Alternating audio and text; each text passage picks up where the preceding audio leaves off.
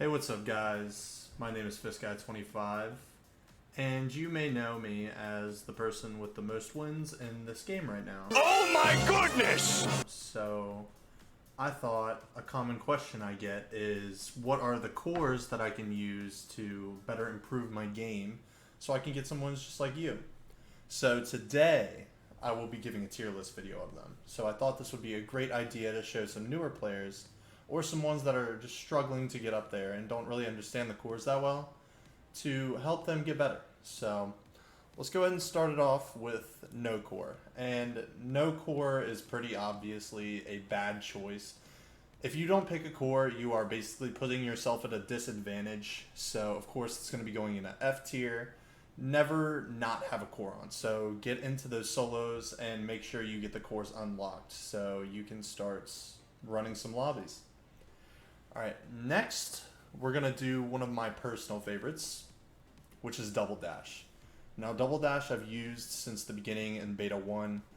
I think it is a great secondary core because it is not an active core. And because of that, and it's a movement core. And it beats out Hothead because Double Dash, you can actually get more speed than boosting. So it is a meta core right now, and if you get really good with Double Dash, your movement will be so good and so much better than everyone else in your lobby that it will be hard to keep up with you. Alright, next, again, we'll go with the two cores that I use, mainly. That'll be Shock. Shock is an active core, and an active core means that you have to press the dedicated active button in order to use it. So Shock and Double Dash, to me, is probably the best setup for my playstyle in this game. But with Shock, you can get touches around walls that you just can't with your car alone, and you can get a perfect amount of speed on a touch that you wouldn't want to get with your car and put you in a bad position. So it is a great way to play the game around. Next, to finish off the S tier, in my opinion, we're going to go with Magnet. Now, Magnet to me is kind of a core that you use if you want to like overhit the hole, and if you just sit by the hole and use Magnet, it will go straight in. So it is a great way to just like test out really long or really hard shots, and as long as you press that Magnet, it's going to go in. But the way I see it is that the ceiling for this core, which is magnet shots, is pulling the ball back to you, your car, and booming the ball like harder than you can boom any other ball with any other core. That has one of the best skill ceilings, and also while gliding and magnet, if you can master those, you might be one of the best players in the game. So yes, these three are the meta cores right now, in my opinion. With Double Dash, Shock, and Magnet.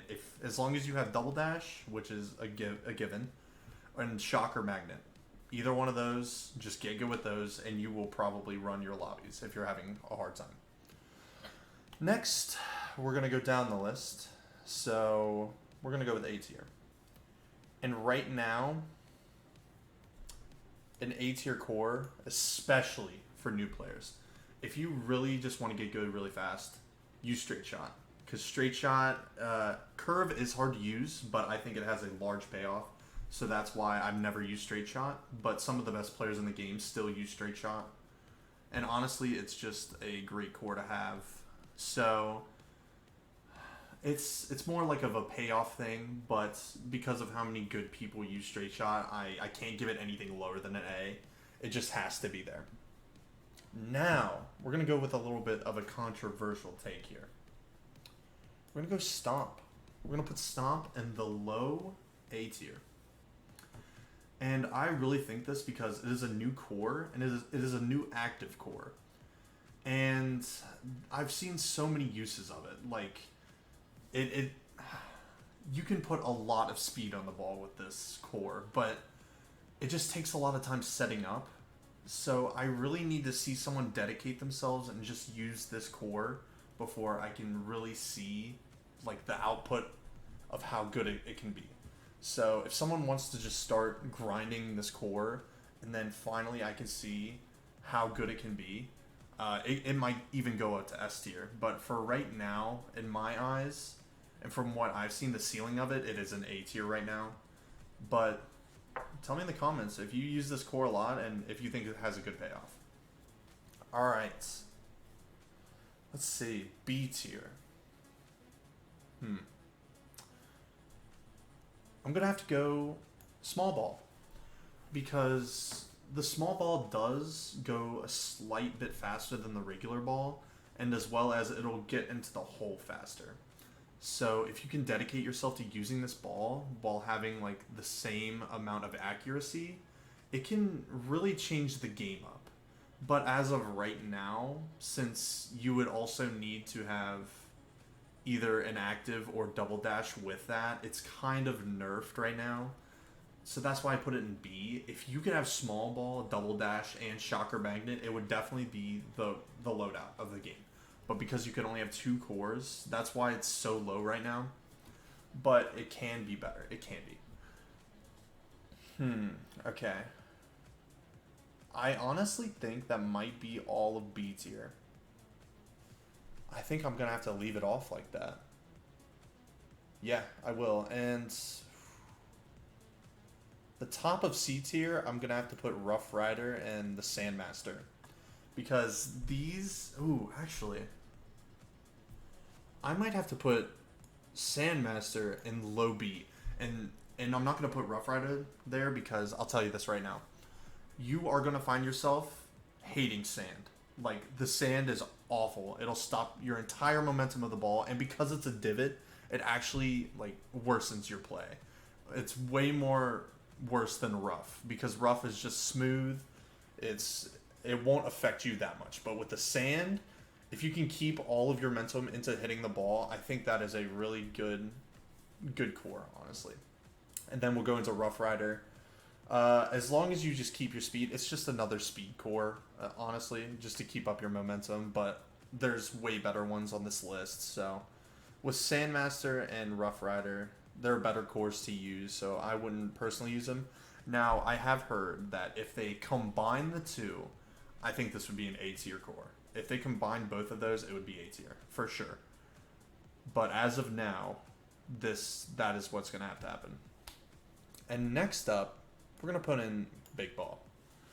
Now, the payoff with this is that you have a less hard time of being accurate with the ball. So, of course, it's going to be big, but I think it moves slower. So that's why it's going to be in C, because it's like perfectly average. Not much payoff, but enough for newer players. So if you really want to run this, go ahead. I'm not going to stop you. I'll just say put your time into something else, honestly.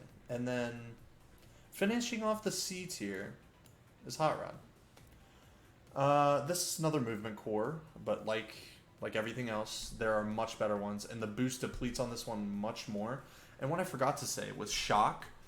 Every time you use Shock, it uppens your boost. Like, it regenerates boost when you use Shock. I'm not sure with Magnet, because I haven't used Magnet at all. But with Shock, it does regenerate your boost. So, and with Hot Rod, it actually decreases your boost. So you have less boost to work with, but it's more powerful. And I don't see the payoff being that well with it. And yeah, that'll finish off C tier. Ooh, now the lowest of the low here. I gotta decide if I want to put any in D tier. You know what? I think I might put 2 on D tier.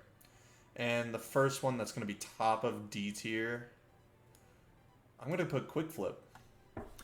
And it's because it's a very Rocket League move, because obviously this game is kind of an offshoot of Rocket League.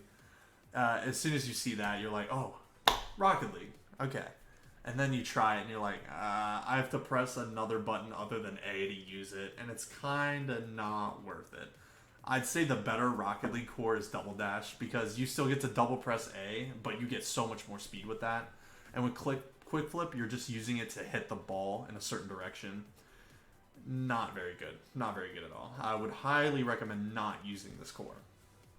And then to finish off D tier, we're going to go with Extra Curve. And I know I raved about the curve in this game being very, very useful. But I think this core is kind of bugged, because I have tried using this, And if you go too far or too far left or too far right, and you hit it a certain way, it'll actually lose all of your momentum and actually just rail you, basically. It is an awful, awful core to have right now. But there is, if they do fix it and tune it and buff it, it might actually get up to A or B tier, maybe even A, honestly. But for right now, that's where it's going to be. And you thought there would not be a single tier in F tier. So D and F to me are tiers that are just worsening your game. So all three of those that you see in those tiers right now worsen your game. This is worse than not having a core on, genuinely. If you use bounce, you are making your game worse for you. Because you have to wait for the ball to settle before you can go in for another hit. If you have to wait longer for your ball to settle, that is worsening your game for you. So if you want to go for a challenge, try using spring and no core, because that is the hardest setup in this game. And that's all I have to say about it, really. And yeah, that is my tier list for this game of Power Cores. And I think that is very fair. I truly put some thought into this, and I would love to hear what you say in the comments. So leave a comment, and I will be looking forward to what you guys say. And please comment some ideas for videos, because I would love to make some videos about this game. I love this game a lot, and I would absolutely love to make some more videos. So thank you for watching. I've been FistCat25. See ya.